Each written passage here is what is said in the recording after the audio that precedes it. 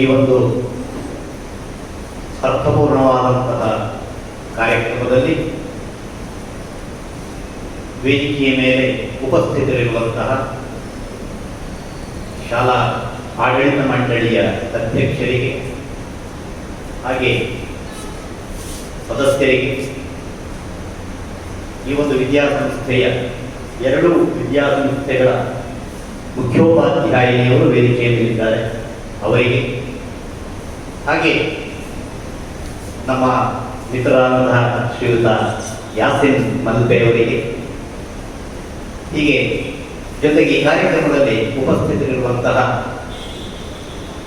ವಿದ್ಯಾರ್ಥಿ ಹೆತ್ತವರಿಗೆ ಹಾಗೆ ಎಲ್ಲ ನನ್ನ ಆತ್ಮೀಯ ವಿದ್ಯಾರ್ಥಿನಿಯರಿಗೆ 65ನೇ ಕನ್ನಡ ರಾಜ್ಯೋತ್ಸವದ ಶುಭಾಶಯಗಳನ್ನು ಕೋರುತ್ತಾ, ಈ ಒಂದು ಸುಂದರವಾದಂತಹ ಕಾರ್ಯಕ್ರಮದಲ್ಲಿ ನಾನು ಉಪಸ್ಥಿತನಿದ್ದೇನೆ ಅನ್ನುವುದು ನನಗೆ ತುಂಬ ಹೆಮ್ಮೆಯನ್ನು ತಂದುಕೊಡ್ತಾ ಇದೆ. ಈ ಒಂದು ಕಾರ್ಯಕ್ರಮಕ್ಕೆ, ಸಭಾ ಕಾರ್ಯಕ್ರಮಕ್ಕೆ ಮೊದಲು ಈ ಶಾಲೆಯ ವಿದ್ಯಾರ್ಥಿನಿಯರು ಬಹಳ ಸುಂದರವಾಗಿ,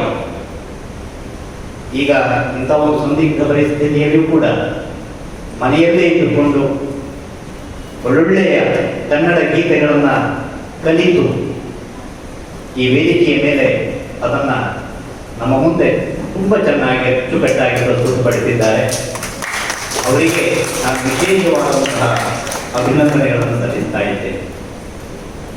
ನಿಜವಾಗಿಯೂ ಮೆಚ್ಚುವಂತಹ ವಿಷಯ, ಒಂದು ಆಂಗ್ಲ ಮಾಧ್ಯಮ ಶಾಲೆಯಲ್ಲಿ ಕನ್ನಡ ರಾಜ್ಯೋತ್ಸವವನ್ನು ಈ ಕರೋನಾದಂತಹ ಸಾಂಕ್ರಾಮಿಕ ರೋಗಗಳ ಇಂತಹ ಒಂದು ಪರಿಸ್ಥಿತಿಯಲ್ಲಿ ಕೂಡ ಇಷ್ಟೊಂದು ಚೆನ್ನಾಗಿ ನಡೆಸ್ತಾ ಇದ್ದಾರೆ ಅಂತ ಹೇಳಿದರೆ ನಿಜವಾಗಿಯೂ ಶ್ಲಾಘನೀಯವಾದ. ನನಗೆ ಯಾಸಿನ್ ಅವರು ಸುಮಾರು ಒಂದು 20-25 ದಿವಸಗಳ ಹಿಂದೆ ಬಹುಶಃ ದೂರವಾಣಿಯ ಮುಖಾಂತರ ನನ್ನನ್ನು ಸಂಪರ್ಕಿಸಿದ್ರು. ಹೀಗೆ ಒಂದು ಕಾರ್ಯಕ್ರಮವನ್ನು ಮಾಡ್ತಾ ಇದ್ದೇವೆ, ನಮ್ಮ ಶಾಲೆಗೆ ಬರಬೇಕು ಅಂತ ಕೇಳಿಕೊಂಡಾಗ ನಾನು ತುಂಬ ಸಂತೋಷಪಟ್ಟೆ. ಯಾಕೆಂತಂದರೆ ನಾವು ಕನ್ನಡ ಮಾಧ್ಯಮ ಶಾಲೆಗಳಲ್ಲಿಯೇ ಇಂತಹ ಕಾರ್ಯಕ್ರಮಗಳನ್ನು ಹೆಚ್ಚಿನ ಕಡೆ, ಕೆಲವು ಕಡೆಗಳಲ್ಲಿ ಆಚರಿಸ್ತಾ ಇರ್ಬೋದು, ಹೆಚ್ಚಿನ ಕಡೆ ನಾವು ಆಚರಿಸುವುದು ಕಡಿಮೆ ಆಗ್ತಾ ಇದೆ. ನಿಜವಾಗಿಯೂ ನಿಮ್ಮ ಈ ಒಂದು ಕನ್ನಡ ನಾಡು ನುಡಿ ಸಂಸ್ಕೃತಿಯ ಮೇಲಿನ ಅಭಿಮಾನ ಇದೆ, ಅದಕ್ಕೆ ನಾನು ತುಂಬ ಅಭಿನಂದನೆಗಳನ್ನು ಸಲ್ಲಿಸ್ತಾ ಇದ್ದೆ. ಶ್ರೀಯುತರು ನಿಮ್ಮ ಹಿಂದಿ ಅಧ್ಯಾಪಕರು ನಮಗೆ ಈ ಹಿಂದೆ ಪರಿಚಯ, ನನಗೆ ಇಲ್ಲಿ ಬಂದ ಮೇಲೆ ಗೊತ್ತು ಅವರು ಈ ವಿದ್ಯಾಸಂಸ್ಥೆಯಲ್ಲಿ ಕೆಲಸ ಮಾಡ್ತಾ ಇದ್ದಾರೆ ಅಂತೇಳಿ. ನಾವು ಮೌಲ್ಯಮಾಪನದ ಸಂದರ್ಭದಲ್ಲಿ ನಾವೆಲ್ಲರೂ ಕೂಡ ಆಗಾಗ ಒಟ್ಟಾಗ್ತಾ ಇದ್ದೀವಿ. ಇದು ಒಳ್ಳೆಯ ಒಂದು ಸಂದರ್ಭ, ನನ್ನ ಜೀವನದಲ್ಲಿ ಯಾವಾಗಲೂ ನೆನಪಿನಲ್ಲಿ ಉಳಿಯುವಂತಹ ಒಂದು ಕಾರ್ಯಕ್ರಮ ಅಂತ ಹೇಳಿ ನಾನು ಭಾವಿಸ್ತೇನೆ. ಮುಖ್ಯೋಪಾಧ್ಯಾಯಿನಿಯವರು ಕನ್ನಡ ರಾಜ್ಯೋತ್ಸವದ ಔಚಿತ್ಯದ ಬಗ್ಗೆ ಕೆಲವೊಂದು ವಿಚಾರಗಳನ್ನು ನಿಮಗೆ ಹೇಳಿದ್ದಾರೆ. ಧರಣಿ ಮಂಡಲ ಮಧ್ಯದೊಳಗೆ ಮೆರೆಯುತ್ತಿಹ ಕರ್ನಾಟಕ ದೇಶದೊಳು ಇರುವ ಕಾಳಿಂಗನೆಂಬ ಗೊಲ್ಲನ ಪರಿಯ ನಾನೆಂತು ಬೇಡುವೆನು ಅಂತೇಳಿ ಜನಪದರು ನಮ್ಮ ಕನ್ನಡ ನಾಡನ್ನು ಹಾಗೆ ಹೊಗಳಿದ್ದಾರೆ. ಇಡೀ ಭೂಮಂಡಲದಲ್ಲಿ ಮೆರೀತಾ ಇರುವಂತಹ ಒಂದು ನಾಡು ಅಂತ ಹೇಳಿದ್ರೆ ಅದು ಕರ್ನಾಟಕ ಅಂತ. ಹಾಗೆ ಕುವೆಂಪುರವರು ಭಾರತ ಜನನೀಯ ತನುಜಾತೆ ಜಯ ಹೇ ಕರ್ನಾಟಕ ಮಾತೆ, ಭಾರತ ಜನನೀಯ ತನುಜಾತೆ, ಭಾರತ ನಮ್ಮ ಮಾತೆಯಾದರೆ, ತಾಯಿಯಾದರೆ ಅವಳ ಗರ್ಭದಲ್ಲಿ ಜನಿಸಿದವಳು ನಮ್ಮ ಕನ್ನಡ ಮಾತೆ, ಕನ್ನಡ ತಾಯಿ ಅಂತೇಳಿ ಬಹಳ ಗೌರವದಿಂದ ಭಾವಪೂರ್ಣವಾಗಿ ತಮ್ಮ ಕವನವನ್ನು ಅವರು ಬರೆದಿದ್ದಾರೆ. ಕರ್ನಾಟಕ ತನ್ನದೇ ಆದಂತಹ ಹಿರಿಮೆ, ಗರಿಮೆ ಮತ್ತು ಭವ್ಯ ಪರಂಪರೆಯುಳ್ಳಂತಹ ಭಾರತದ ಒಂದು ವಿಶಿಷ್ಟವಾದಂತಹ ರಾಜ್ಯ. ಕರ್ನಾಟಕ ಎನ್ನುವಂತಹ ಹೆಸರು ನಮ್ಮ ಪ್ರಾಚೀನ ಇತಿಹಾಸವನ್ನು ಗಮನಿಸಿದಾಗ ಆ ಹೆಸರು ಆ ಪ್ರಾಚೀನ ಗ್ರಂಥಗಳಲ್ಲಿ ಕೂಡ ಉಲ್ಲೇಖವಾಗಿದೆ ಅಂತ ಹೇಳ್ತಾರೆ. ಇದನ್ನ ಮೇಡಮ್ ಹೇಳಿದ್ರು, ಕರುನಾಡು ಕರುನಾಡು ಅಂತ ಹೇಳಿದ್ರು. ಅಂದ್ರೆ ಕಪ್ಪು ಮಣ್ಣಿನ ನಾಡು ಅಂತ ಹೇಳಿ ಹಿಂದೆ ಇದನ್ನ ಇತಿಹಾಸದಲ್ಲಿ ಉಲ್ಲೇಖ ಮಾಡಿದ್ದಾರೆ. ಇದು ಕರ್ನಾಟಕ ಬಹಳ ವಿಸ್ತಾರವಾದ ಕಾವೇರಿ ನದಿಯಿಂದ ಗೋದಾವರಿ ನದಿಯವರೆಗೆ ವಿಸ್ತಾರವಾಗಿ ಹಬ್ಬಿತ್ತು ಅಂತ ಹೇಳಿ ನೃಪತುಂಗ ಎನ್ನುವಂತಹ ಒಬ್ಬ ರಾಜ, ಅವನ ಆಸ್ಥಾನ ಕವಿಯಾದಂತಹ ಶ್ರೀ ವಿಜಯ ಎನ್ನುವಂತಹ ಕವಿ ತನ್ನ ಕವಿರಾಜ ಮಾರ್ಗದಲ್ಲಿ ವರ್ಣಿಸಿದ್ದಾನೆ. ಕಾವೇರಿ ನದಿಯಿಂದ ಗೋದಾವರಿ ನದಿಯವರೆಗೆ ಬಹಳ ವಿಸ್ತಾರವಾಗಿ ಕರ್ನಾಟಕ ಹಬ್ಬಿತ್ತು ಅಂತ ಹೇಳಿ. ಭಾರತ ಸ್ವತಂತ್ರವನ್ನ ಪಡೆದ ನಂತರ ಅನೇಕ ರಾಜ್ಯಗಳನ್ನಾಗಿ ವಿಂಗಡಣೆ ಮಾಡಿದರು. 1947ರಲ್ಲಿ ಮೈಸೂರು ಅರಸರ ಒಡೆತನದಲ್ಲಿದ್ದಂತಹ 9 ಜಿಲ್ಲೆಗಳನ್ನು ಒಳಗೊಂಡಂತಹ ಮೈಸೂರು ರಾಜ್ಯದ ಉದಯವಾಗ್ತದೆ. ಆಮೇಲೆ ಭಾಷಾವಾರು ಪ್ರಾಂತ್ಯಗಳ ವಿಂಗಡಣೆಯನ್ನು ಮಾಡುವಾಗ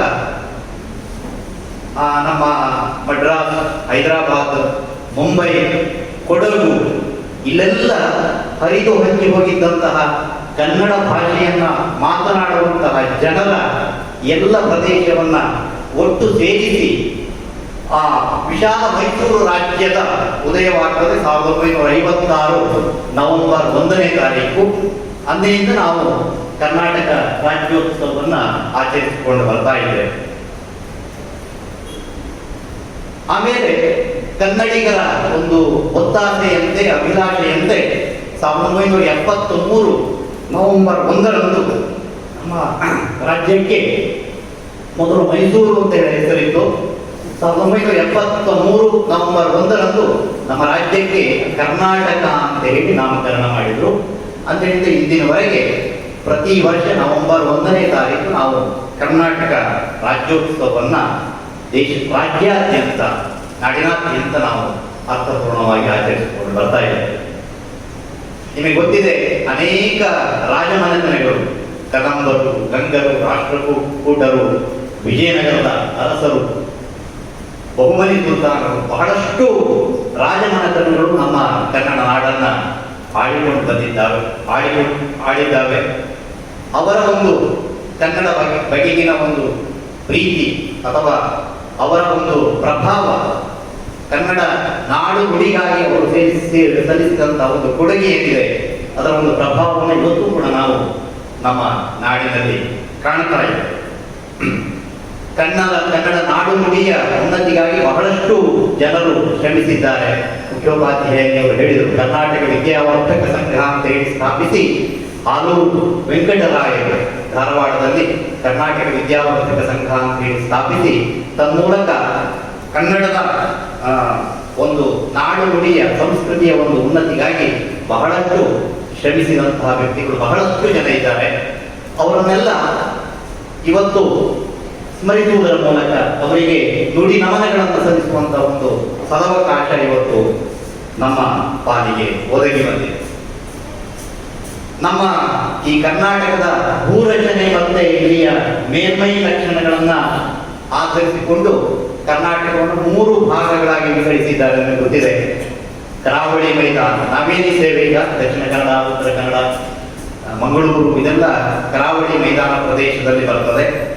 ಆಮೇಲೆ ಮಲೆನಾಡು ಅಂತ ಹೇಳಿ, ಈಗ ನನ್ನ ಹುಟ್ಟೂರು ಮಲೆನಾಡು, ಚಿಕ್ಕಮಗಳೂರು ಜಿಲ್ಲೆ, ಚಿಕ್ಕಮಗಳೂರು, ಹಾಸನ ಇವೆಲ್ಲ ಮಲೆನಾಡು ಪ್ರದೇಶಕ್ಕೆ ಬರ್ತದೆ.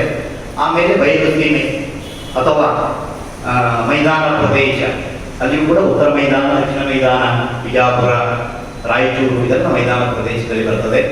ಇದೆಲ್ಲ ವೈವಿಧ್ಯಮಯವಾದಂತಹ ಕನ್ನಡ. ನೋಡಿ, ಭಾಷೆ ಒಂದೇ ಆದರೂ ಕೂಡ ಆ ಭಾಷೆಯಲ್ಲಿ ಕೂಡ ಬಹಳಷ್ಟು ವೈವಿಧ್ಯತೆಯನ್ನು ನಾವು ಕಾಣ್ತೇವೆ. ಉಡುಪಿಯ ಕನ್ನಡವೇ ಒಂದು ರೀತಿ. ಹಾಗೆ ನೀವು ಬ್ರಹ್ಮಾವರದಿಂದ ಆಚೆ ಹೋದರೆ ಅಲ್ಲಿ ಕುಂದಾಪುರ ಕನ್ನಡ ಒಂದೇ ಕನ್ನಡ. ನೋಡಿ, ಆ ಪ್ರತಿಯೊಂದು ಆ ಕನ್ನಡ ಭಾಷೆಯಲ್ಲಿಯೂ ಕೂಡ, ಭಾಷೆಯ ವೈವಿಧ್ಯತೆಯಲ್ಲೂ ಕೂಡ ಒಂದು ವಿಶೇಷತೆ ಇದೆ. ಅದರದ್ದೇ ಆದಂತಹ ಒಂದು ಸೌಂದರ್ಯ ಇದೆ. ನಾವು ಇದನ್ನ ಅರ್ಥ ಮಾಡಿಕೊಳ್ಳಬೇಕು. ಮೈಸೂರು ಪ್ರದೇಶಕ್ಕೂ ಮೈಸೂರಿನಲ್ಲಿ ಕನ್ನಡವೇ ಬೇರೆ. ಹೀಗೆ ವೈವಿಧ್ಯಮಯವಾದಂತಹ ಒಂದು ನಾಡು ಅಂತ ಹೇಳಿ ಕನ್ನಡ ನಾಡು. ಭೂಪ್ರದೇಶದಲ್ಲಿಯೂ ಕೂಡ ಒಂದು ಪ್ರಾಕೃತಿಕ ಸೌಂದರ್ಯದಲ್ಲಿಯೂ ಕೂಡ ವಿಶೇಷವಾದಂತಹ ಖನಿಜ ಸಂಪತ್ತುಗಳು ನಮ್ಮ ಕರ್ನಾಟಕ ನಾಡಿನಲ್ಲಿದ್ದಾವೆ. ವೈವಿಧ್ಯಮಯವಾದಂತಹ ಅರಣ್ಯ ಸಂಪತ್ತುಗಳಿದ್ದಾವೆ. ಹೀಗೆ ಬಹಳಷ್ಟು ವಿಶೇಷತೆಯಿಂದ ಮೆರೀತಾ ಇರುವಂತಹ ಒಂದು ನಾಡು ಅಂತ ಹೇಳಿದ್ರೆ ನಮ್ಮ ಕನ್ನಡ ನಾಡು. ಅದಕ್ಕೆ ಹೇಳಿದ್ರು ಕುವೆಂಪು ಅವರು, ಸರ್ವ ಜನಾಂಗದ ಶಾಂತಿಯ ತೋಟ. ಎಲ್ಲ ಜನಾಂಗದವರಿದ್ದಾರೆ, ಹಿಂದೂಗಳಿದ್ದಾರೆ, ಮುಸಲ್ಮಾನರಿದ್ದಾರೆ, ಕ್ರೈಸ್ತರಿದ್ದಾರೆ, ಸಿಖ್ಖರಿದ್ದಾರೆ, ಬೌದ್ಧರಿದ್ದಾರೆ. ಸರ್ವ ಜನಾಂಗದ ಶಾಂತಿಯ ತೋಟ, ರಸಿಕರ ಕೈಗಳ ಚೆಲುವಿನ ತೋಟ ಅಂತ ಬಹಳ ಸುಂದರವಾಗಿ ಈ ಕರ್ನಾಟಕವನ್ನ ಕುವೆಂಪುರವರು ವರ್ಣನೆ ಮಾಡಿದ್ದಾರೆ. ಒಂದು ಹೆಮ್ಮೆ ಅಂತ ಹೇಳಿದ್ರೆ, ನಮ್ಮ ಸಾಹಿತ್ಯ ಕ್ಷೇತ್ರದಲ್ಲಿ ಕೊಡಮಾಡುವಂತಹ 8 ಜ್ಞಾನಪೀಠ ಪ್ರಶಸ್ತಿ ನಮ್ಮ ಕನ್ನಡ ಕವಿಗಳಿಗೆ ಸಿಕ್ಕಿದೆ ಅಂತ ಹೇಳುವಂಥದ್ದು ತುಂಬಾ ಹೆಮ್ಮೆಯಾದಂತಹ ವಿಷಯ. ನಿಮಗೆಲ್ಲ ಗೊತ್ತಿದೆ, ದ.ರಾ ಬೇಂದ್ರೆಯವರು, ಕುವೆಂಪುರವರು, ನಮ್ಮವರೇ ಆದಂತಹ ಕಡವ ತಳಿಯ ಭಾರ್ಗವ ಅಂತ ಹೇಳಿ ವಿಶ್ವರಾಮ ಕಾರಂತರು, ಇವರೆಲ್ಲರಿಗೂ ಕೂಡ 8 ಜ್ಞಾನಪೀಠ ಪ್ರಶಸ್ತಿ ನಮ್ಮ ಕನ್ನಡ ಭಾಷೆಗೆ ಸಿಕ್ಕಿದೆ ಅಂತ ಹೇಳಿದ್ರೆ ತುಂಬಾ ಹೆಮ್ಮೆ ಪಡಲೇಬೇಕು ನಾವು. ಇಂಥ ಒಂದು ವೈಭವಯುತವಾದಂತಹ ಸಾಂಸ್ಕೃತಿಕವಾಗಿ ಬಹಳ ಮೇಲ್ಮಟ್ಟದಲ್ಲಿರುವಂತಹ ಒಂದು ನಾಡು ಅಂತ ಹೇಳಿದ್ರೆ ಕನ್ನಡ ನಾಡು. ಬಹಳ ಪ್ರಾಚೀನ ಕವಿಗಳು ಪಂಪ, ರನ್ನ, ಕುಮಾರವ್ಯಾಸ ಇವರೆಲ್ಲರೂ ಕೂಡ ತಮ್ಮ ಸಾಹಿತ್ಯ ಕ್ಷೇತ್ರದಲ್ಲಿ ಬಹಳಷ್ಟು ಕೃಷಿಯನ್ನ ಮಾಡಿ ಈ ನಾಡಿಗೆ ಒಂದು ಘನತೆಯನ್ನು ತಂದುಕೊಟ್ಟಂತಹ ಪ್ರಸಿದ್ಧರಾದಂತಹ ಕವಿಗಳು. ಪಂಪ ಒಂದು ಕಡೆ ಹೇಳ್ತಾರೆ, ಆರಂಕುಶ ವಿಟ್ಟೊಡೇನು ನೆನವುದೆನ್ನ ಮನಂ ಬನವಾಸಿ ದೇಶಮಂ ಅಂತೇಳಿ. ಎಂತ ಒಂದು ಮಾತೃ ಪ್ರೇಮ, ಕನ್ನಡ ನಾಡಿನ ಬಗ್ಗೆ ಅವರಿಗಿರುವಂತಹ ಗೌರವ ಈ ಒಂದು ಸಾಲಿನಲ್ಲಿ ನಮಗೆ ವ್ಯಕ್ತವಾಗುತ್ತದೆ. ಹೀಗೆ ಕುಮಾರವ್ಯಾಸರು ಒಂದೇ ಷಟ್ಪದಿಯಲ್ಲಿ, ಭಾಮಿನಿ ಷಟ್ಪದಿ ಅಂತ ಹೇಳಿ, ಆ ಭಾಮಿನಿ ಷಟ್ಪದಿಯಲ್ಲಿ ಇಡೀ ಮಹಾಭಾರತದ ಗ್ರಂಥವನ್ನ ಬರೆದಿದ್ದಾರೆ. ವಾರಿಜಾಸನೆ ಸಕಲ ಶಾಸ್ತ್ರ ವಿಚಾರೋದ್ಭವೆ ವಚನ ರಚನೋದ್ಧಾರ ಶ್ರುತಿ ಪೌರಾಣದಾಗಮ ಸಿದ್ಧಿದಾಯಕಿ ಶೌರಿ ಸುರಪತಿ ಸಕಲ ಮುನಿಜನ ಸೋರಿಗಳಿಗೆ ಅನುಪಮದ ಯುಕ್ತಿಯೇ ಶಾರದೆಯೇ ನಲಿದೊಳಿದೆನ್ನದಿ ಜಿಕ್ವೆಯಲಿ ಅಂತ ಹೇಳಿ ಭಾಮಿನಿ ಕ್ಷೇತ್ರದಲ್ಲಿ ಇದೇ ಒಂದು ಛಂದಸ್ಸಿನಲ್ಲಿ ದೊಡ್ಡದಾದಂತಹ ಗದುಗಿನ ಭಾರತ ಕರ್ನಾಟಕ ಕಥಾಮಂಜರಿ ಅಂತೇಳಿ ಗ್ರಂಥಕ್ಕೆ ಕರೀತಾರೆ. ಇಷ್ಟೊಂದು ದೊಡ್ಡ ಗ್ರಂಥವನ್ನು ಅವರು ರಚನೆ ಮಾಡಿದ್ದಾರೆ. ಹೇಳಲಿಕ್ಕೆ ಹೋದರೆ ಇಡೀ ದಿವಸ ಸಾಕು. ಬಹಳಷ್ಟು ಕರ್ನಾಟಕದ ಬಗ್ಗೆ ನಮಗೆ ಹೇಳಲಿಕ್ಕೆ ಇದೆ. ವಚನಕಾರರು ಬಸವಣ್ಣನವರು ಇರ್ಬೋದು, ಸರ್ವಜ್ಞ ತ್ರಿಪದಿಗಳು, ಬಸವಣ್ಣನವರು ಕೂಡಲ ಸಂಗಮ ಎನ್ನುವಂತಹ ಅಂಕಿತದಿಂದ ಬಹಳಷ್ಟು ವಚನಗಳನ್ನ ರಚನೆ ಮಾಡಿದ್ದಾರೆ. ಅಕ್ಕ ಮಹಾದೇವಿ, ಆಯ್ದಕ್ಕಿ, ಯಲ್ಲಮ್ಮ, ಅಲ್ಲಮ ಪ್ರಭು ಇವರೆಲ್ಲರೂ ಕೂಡ ತಮ್ಮ ವಚನಗಳ ಮೂಲಕ ಸಮಾಜದಲ್ಲಿರುವಂತಹ ಓರೆಕೋರೆಗಳನ್ನ, ಕುಂದುಕೊರತೆಗಳನ್ನ, ದೋಷಗಳನ್ನು ತಿದ್ದಲಿಕ್ಕೆ ಪ್ರಯತ್ನ ಪಟ್ಟವರು. ಇನ್ನು ದಾಸ ಸಾಹಿತ್ಯದಲ್ಲಿ, ದಾಸ ಸಾಹಿತ್ಯ ಕ್ಷೇತ್ರದಲ್ಲಿ ಪುರಂದರದಾಸರಿರ್ಬೋದು, ಕನಕದಾಸರಿರ್ಬೋದು, ಮತ್ತೆ ನಮ್ಮ ಶಿಶುನಾಳ ಶರೀಫರಿರ್ಬೋದು, ಬಹಳಷ್ಟು ತತ್ವ ಪದಗಳನ್ನ ರಚನೆ ಮಾಡಿದ್ದಾರೆ. ಶಿಶುನಾಳ ಶರೀಫರ ಪದಗಳು ಮೇಲ್ನೋಟಕ್ಕೆ ನಿಮಗೆ ಒಂದು ಜಾನಪದದಂತೆ ಕಂಡರೂ ಕೂಡ ಅದರಲ್ಲಿ ಆಧ್ಯಾತ್ಮದ ಹಿನ್ನೆಲೆಯಲ್ಲಿ ಇಟ್ಟುಕೊಂಡು ಅವರು ಬಹಳಷ್ಟು ರಚನೆಗಳನ್ನ ಮಾಡಿದ್ದಾರೆ. ಇವರೆಲ್ಲರನ್ನ ಸ್ಮರಿಸಲಿಕ್ಕೆ ಒಂದು ಒಳ್ಳೆಯ ಅವಕಾಶ ಇವತ್ತು ನನ್ನ ಪಾಲಿಗೆ ದೊರೆತಿದೆ ಎಂದು ನಾನು ಭಾವಿಸ್ತೇನೆ. ನಮ್ಮ ಕರ್ನಾಟಕ ಶಿಲ್ಪಕಲೆಯ ತವರು ಗೊತ್ತಿದೆ ನಿಮಗೆ. ಬೇಲೂರು ಇರ್ಬೋದು, ಹಳೇಬೀಡು ಇರ್ಬೋದು, ಹಂಪಿ ಇರ್ಬೋದು, ಇಲ್ಲೆಲ್ಲ ಭವ್ಯವಾದಂತಹ ಶಿಲ್ಪಕಲೆ ಇದು ರಾಷ್ಟ್ರೀಯ ಮಟ್ಟದಲ್ಲಿ, ಅಂತಾರಾಷ್ಟ್ರೀಯ ಮಟ್ಟದಲ್ಲಿ ಬಹಳ ಪ್ರಸಿದ್ಧಿಯನ್ನು ಪಡೆದಿದೆ ಎನ್ನುವಂಥದ್ದು ನಿಮಗೆಲ್ಲ ತಿಳಿದಂಥ ವಿಚಾರ. ಹೇಳಿದರೆ ಬಹಳಷ್ಟು ಹೇಳಲಿಕ್ಕಿದೆ, ಕಾಲದ ಒಂದು ಪರಿಮಿತಿ ಇಲ್ಲ, ನಾನು ಹೆಚ್ಚು ಮಾತನಾಡಲಿಕ್ಕೆ ಹೋಗುವುದಿಲ್ಲ. ನಮ್ಮ ನಾಡು ನುಡಿ ಸಂಸ್ಕೃತಿಯ ಬಗ್ಗೆ ನಾವು ವಿಶೇಷವಾದಂತಹ ಅಭಿಮಾನವನ್ನ, ಗೌರವವನ್ನು ಯಾವತ್ತೂ ಬೆಳೆಸಿಕೊಳ್ಬೇಕು. ಎಲ್ಲ ಭಾಷೆಯನ್ನ ಪ್ರೀತಿಸಬೇಕು, ಗೌರವಿಸಬೇಕು. ಜೊತೆಗೆ ಕನ್ನಡವನ್ನು ನಾವು ಯಾವತ್ತೂ ಕೂಡ ಮರೆಯಬಾರದು. ನಮ್ಮ ಕನ್ನಡ ಅನ್ನುವಂಥದ್ದು ನಮ್ಮ ತಾಯಿ ಭಾಷೆ, ಅದನ್ನು ಯಾವತ್ತೂ ಕೂಡ ನಾವು ಮರೆಯಬಾರದು.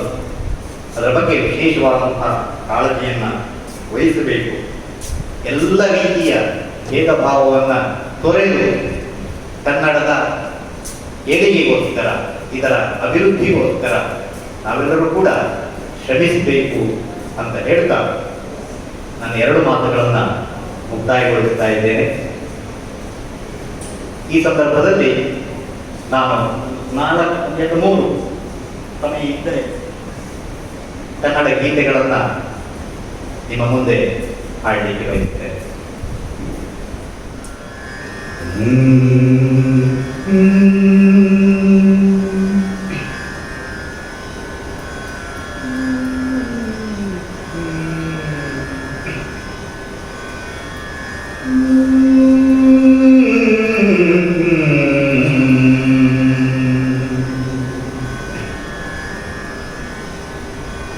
ಕನ್ನಡದ ತಾಯೇ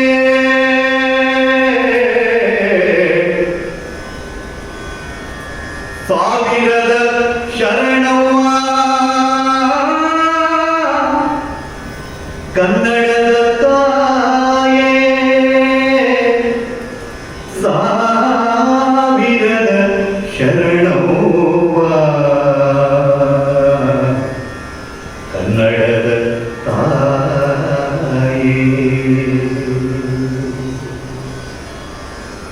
ಮುಂಗೋಡಿ ಪೂಜ್ಯಾವು ಮೂಡಣ ಬೆಳಗಿ, ಮುಂಗೋಡಿ ಪೂಜ್ಯಾವು ಮೂಡಣ ಬೆಳಗಿ, ತಂಗಾಳಿ ಬೀದ್ಯಾವು ತವರಿ ಹೂವರಳಿ, ತಂಗಾಳಿ ಬೀದ್ಯಾವು ತವರಿ ಹೂವರಳಿ, ಹೂವಿನೊಳಗೊಂದು ಕೈಲಾಸ ಬರಳ್ಯಾವು, ಕೈಲಾಸ ಕೈ ಮುಗಿದು ಭೂಲೋಕ ಗಿಳಿದಾವೋ,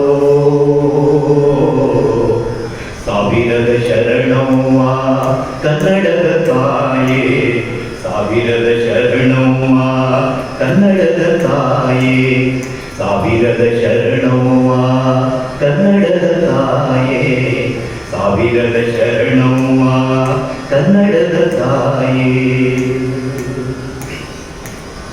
ಸುಸುನಗೆಯಲಿ ಜಗದಾನೆ ತುಳುಕಿಸುವವಳೆ, ಕಲ್ಲಿನಾಯದೆಯೊಳಗ ಹುಲ್ಲೂಚಿ ಮುರಿಸುವವಳೆ, ಹಕ್ಕಿ ಹಾರ್ಯಾಡ್ಯಾವು ಹಾಡೂತ ಏನಂತ, ಹಕ್ಕಿ ಹಾರ್ಯಾಡ್ಯಾವು ಹಾಡೂತ ಏನಂತ, ಉದೋ ನಿನ್ನ ಪಾದಕ್ಕೆ ಆದಿಮೂರ್ತಿಯೇ, ಸಾವಿರದ ಶರಣವ್ವ ಕನ್ನಡದ ತಾಯೇ, ಸಾವಿರದ ಶರಣವ್ವ ಕನ್ನಡದ ತಾಯೇ. ಕುಳಿತು ಹೋದ ಕಾವ್ಯ ಪರಿಣತರ ಮಾತೆ, ಸಂತರ ಶರಣರ ಮಂತ್ರದ ಮಾತೆ, ಕುಳಿತು ಹೋದ ಕಾವ್ಯ ಪರಿಣತರ ಮಾತೆ, ಸಂತರ ಶರಣರ ಮಂತ್ರದ ಮಾತೆ, ಶಬ್ದಕ್ಕ ಬೆಳಗನ್ನ ಮುಡಿಸುವ ಕವಿಗಳ, ಶಬ್ದಕ್ಕ ಬೆಳಗನ್ನ ಮುಡಿಸುವ ಕವಿಗಳ, ದಿನ ಬೆಳಗು ಹೊಗಳುವರು ನಿನ್ನ ಕೀರ್ತಿಯನೇ, ಸಾವಿರದ ಶರಣವ್ವ ಕನ್ನಡದ ಮಾತೆ, ಸಾವಿರದ ಶರಣವ್ವ ಕನ್ನಡದ ತಾಯೇ. ಮ್ಯಾಲೇರು ಲೋಕಕ್ಕ ಕೀಳೇರು ಲೋಕಕ್ಕ, ಅಧಿಕವಾಗಲಿ ಹಬ್ಬಿ ನಿನ್ನ ಕಾರಣಿಕ, ಹಾಲೊಕ್ಕಲಾಗಲಿ ಹೊನ್ನೊಕ್ಕಲಾಗಲಿ, ಹಾಲೊಕ್ಕಲಾಗಲಿ ಹೊನ್ನೊಕ್ಕಲಾಗಲಿ, ತೂಗು ತೊಟ್ಟಿಲ ಬೆಳ್ಳಿ ಬಟ್ಟಲದ ತಾಯೇ, ಸಾವಿರದ ಶರಣವ್ವ ಕನ್ನಡದ ತಾಯೇ, ಸಾವಿರದ ಶರಣವ್ವ ಕನ್ನಡದ ತಾಯೇ. ಮುಂಗೋಡಿ ಪೂಜ್ಯಾವು ಮೂಡಣ ಬೆಳಗಿ, ತಂಗಾಳಿ ಬೀದ್ಯಾವು ತವರಿ ಹೂವರಳಿ, ಹೂವಿನೊಳಗೊಂದು ಕೈಲಾಸ ಬರಳ್ಯಾವು, ಕೈಲಾಸ ಕೈ ಮುಗಿದು ಭೂಲೋಕಕ್ಕಿಳಿದಾವೋ ಸಾವಿರದ ಶರಣವ್ವ ಕನ್ನಡದ ತಾಯೇ ಸಾವಿರದ ಶರಣವ್ವ ಕನ್ನಡದ ತಾಯೇ ಸಾವಿರದ ಶರಣವ್ವ ಕನ್ನಡದ ತಾಯೇ ಸಾವಿರದ ಶರಣವ್ವ ಕನ್ನಡದ ತಾಯೇ.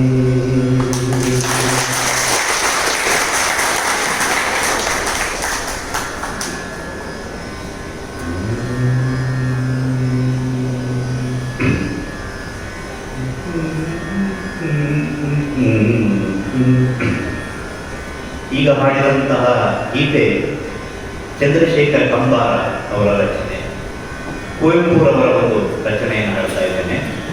ಆಗ ಮಕ್ಕಳು ಯಾರು ಹಾಡಿದರು, ಬಾರಿಸು ಕನ್ನಡ ಇಂಡಿಮವ, ತುಂಬ ಒಳ್ಳೆಯ ಗೀತೆ, ಕನ್ನಡಿಗರ ಸ್ವಾಭಿಮಾನವನ್ನು ಬಡಿದೆಬ್ಬಿಸುವಂತಹ ಒಂದು ಗೀತೆ. ಬಾರಿಸು ಕನ್ನಡ ಇಂಡಿಮವ, ಓ ಕರ್ನಾಟಕ ಹೃದಯ ಶಿವ, ಬಾರಿಸು ಕನ್ನಡ ಡಿಂಡಿಮವ,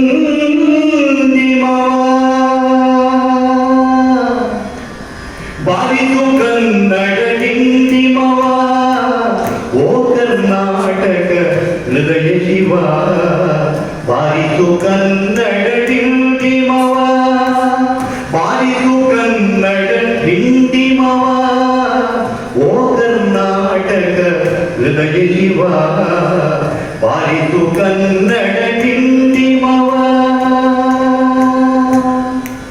ಸತ್ತಂತಿಗರನು ಬಡಿದೆಚ್ಚರಿಸು, ಕಚ್ಚಾಡುವರನು ಕೂಡಿಸಿ ಒಲಿಸು, ಸತ್ತಂತಿಗರನು ಬಡಿದೆಚ್ಚರಿಸು, ಕಚ್ಚಾಡುವರನು ಕೂಡಿಸಿ ಒಲಿಸು, ಹೊಟ್ಟೆಯ ಕಿಚ್ಚಿಗೆ ಕಣ್ಣೀರ್ ಸುರಿಸು, ಹೊಟ್ಟೆಯ ಕಿಚ್ಚಿಗೆ ಕಣ್ಣೀರ್ ಸುರಿಸು, ಒಟ್ಟಿಗೆ ಬಾಳುವ ತೆರಗದಿ ಅರಸು, ಹೊಟ್ಟೆಯ ಕಿಚ್ಚಿಗೆ ಕಣ್ಣೀರ್ ಸುರಿಸು, ಒಟ್ಟಿಗೆ ಬಾಳುವ ತೆರಗದಿ ಅರಸು, ಬಾರಿಸು ಕನ್ನಡ ಡಿಂಡಿಮವ, ಓ ಕರ್ನಾಟಕ ಹೃದಯ ಶಿವ, ಬಾರಿಸು ಕನ್ನಡ ಡಿಂಡಿಮವ.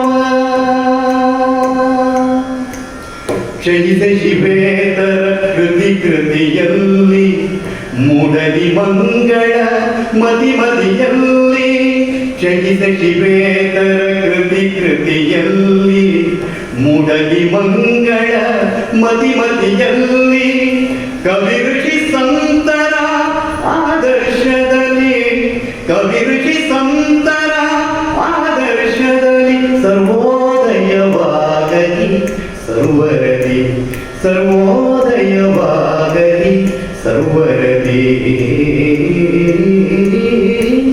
ಬಾರಿಸು ಕನ್ನಡ ಡಿಂಡಿಮವ, ಓ ಕರ್ನಾಟಕ ಹೃದಯ ಶಿವ, ಬಾರಿಸು ಕನ್ನಡ ಡಿಂಡಿಮವ, ಬಾರಿಸು ಕನ್ನಡ ಡಿಂಡಿಮವ, ಬಾರಿಸು ಕನ್ನಡ ಡಿಂಡಿಮವ.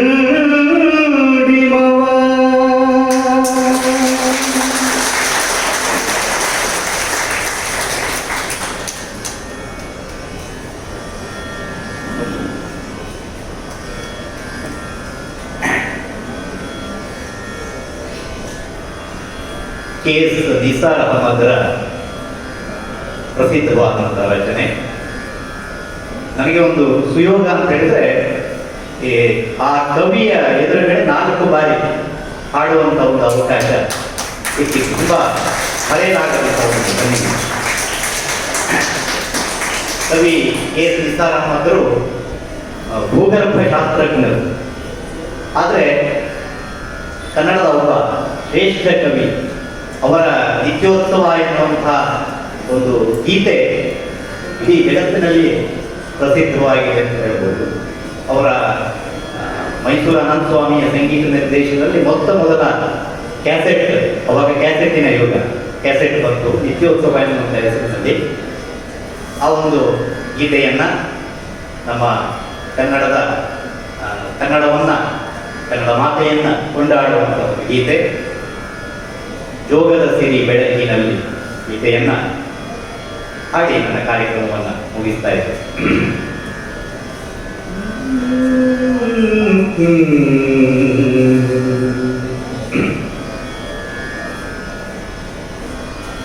ನಿತ್ಯೋತ್ಸವ ತಾಯೇ ನಿತ್ಯೋತ್ಸವ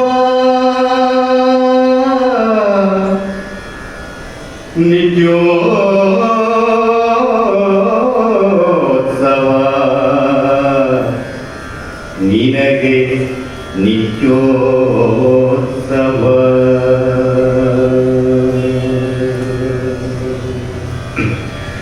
ಜೋಗದ ಸಿರಿ ಬೆಳಕಿನಲ್ಲಿ ತುಂಗೆಯ ತೆರೆ ಬಳುಕಿನಲ್ಲಿ ಸಹ್ಯಾದ್ರಿಯ ಲೋಕದ ಬಿರ ಉತ್ತುಂಗದ ನಿಲುಕಿನಲ್ಲಿ. ಜೋಗದ ಸಿರಿ ಬೆಳಕಿನಲ್ಲಿ ತುಂಗೆಯ ತೆರೆ ಬಳುಕಿನಲ್ಲಿ ಸಹ್ಯಾದ್ರಿಯ ಲೋಕದ ಬಿರ ಉತ್ತುಂಗದ ನಿಲುಕಿನಲ್ಲಿ. ನಿತ್ಯ ಹರಿದ್ವರ್ಣವನದ ತೇಗ ಗಂಧದರುಗಳಲ್ಲಿ ನಿತ್ಯೋತ್ಸವ ತಾಯಿ ನಿತ್ಯೋತ್ಸವ. ನಿತ್ಯೋತ್ಸವ ನಿನಗೆ ನಿತ್ಯೋತ್ಸವ. ಹಾಯ್ ಮಕ್ಕಳೇ, ನಿತ್ಯೋತ್ಸವ ತಾಯಿ ನಿತ್ಯೋತ್ಸವ. ನಿತ್ಯೋತ್ಸವ ನಿನಗೆ ನಿತ್ಯೋತ್ಸವ.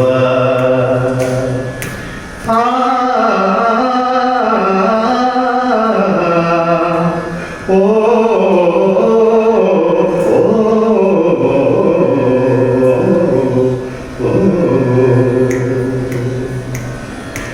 ಇತಿಹಾಸದ ಹಿಮದಲ್ಲಿನ ಸಿಂಹಾಸನ ಮಾಲೆಯಲ್ಲಿ ಗತ ಸಾಗದ ಸಾರುತ್ತಿರುವ ಶಾಸನಗಳ ಸಾಲಿನಲ್ಲಿ.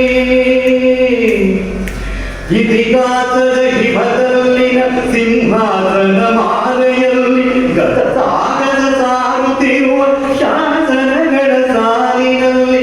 ಓಲೆಗರಿಯ ಸಿರಿಗಳಲ್ಲಿ ದೇಗುಲಗಳ ಭಿತ್ತಿಗಳಲ್ಲಿ ನಿತ್ಯೋತ್ಸವ ತಾಯಿ ನಿತ್ಯೋತ್ಸವ.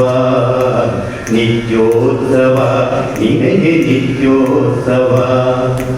ಜೋಗದ ಸಿರಿ ಬೆಳಕಿನಲ್ಲಿ ತುಂಗೆಯ ತೆರೆ ಬಳುಕಿನಲ್ಲಿ ಸಹ್ಯಾದ್ರಿಯ ಲೋಕದ ದಿರ ಉತ್ತುಂಗದ ನಿಲುಕಿನಲ್ಲಿ. ನಿತ್ಯ ಹರಿದ್ವರ್ಣವನದ ತೇಗ ಗಂಧದರುಗಳಲ್ಲಿ ನಿತ್ಯೋತ್ಸವ ತಾಯಿ ನಿತ್ಯೋತ್ಸವ. ನಿತ್ಯೋತ್ಸವ ನಿನಗೆ ನಿತ್ಯೋತ್ಸವ. ಫಲವೆನ್ನದ ಹಿರಿಮೆಯೇ ಕುಲವೆನ್ನದ ಗರಿಮೆಯೇ. ಫಲವೆನ್ನದ ಹಿರಿಮೆಯೇ ಕುಲವೆನ್ನದ ಗರಿಮೆಯೇ. ಸದ್ವಿಕಾಸಶೀಲ ನುಡಿಯ ಲೋಕಾಮೃತ ಸೀಮೆಯೇ. ಫಲವೆನ್ನದ ಹಿರಿಮೆಯೇ ಕುಲವೆನ್ನದ ಗರಿಮೆಯೇ. ಸದ್ವಿಕಾಸಶೀಲ ನುಡಿಯ ಲೋಕಾಮೃತ ಸೀಮೆಯೇ. ಈ ವತ್ಸರ ನಿರ್ಮತ್ಸರ ಮನದುದಾರ ಮಹಿಮೆಯೇ. ಈ ವತ್ಸರ ನಿರ್ಮತ್ಸರ ಮನದುದಾರ ಮಹಿಮೆಯೇ. ನಿತ್ಯೋತ್ಸವ ತಾಯಿ ನಿತ್ಯೋತ್ಸವ. ನಿತ್ಯೋತ್ಸವ ತಾಯಿ ನಿತ್ಯೋತ್ಸವ. ನಿತ್ಯೋತ್ಸವ ನಿನಗೆ ನಿತ್ಯೋತ್ಸವ. ನಿತ್ಯೋತ್ಸವ ತಾಯಿ ನಿತ್ಯೋತ್ಸವ. ನಿತ್ಯೋತ್ಸವ ನಿತ್ಯೋತ್ಸವ ನಿತ್ಯೋತ್ಸವ. ನಿತ್ಯೋತ್ಸವ ನಿತ್ಯೋತ್ಸವ ನಿತ್ಯೋತ್ಸವ. ನಿತ್ಯೋತ್ಸವ ನಿತ್ಯೋತ್ಸವ ನಿತ್ಯೋತ್ಸವ. ನಿತ್ಯೋತ್ಸವ ನಿತ್ಯೋತ್ಸವ ನಿತ್ಯೋತ್ಸವ.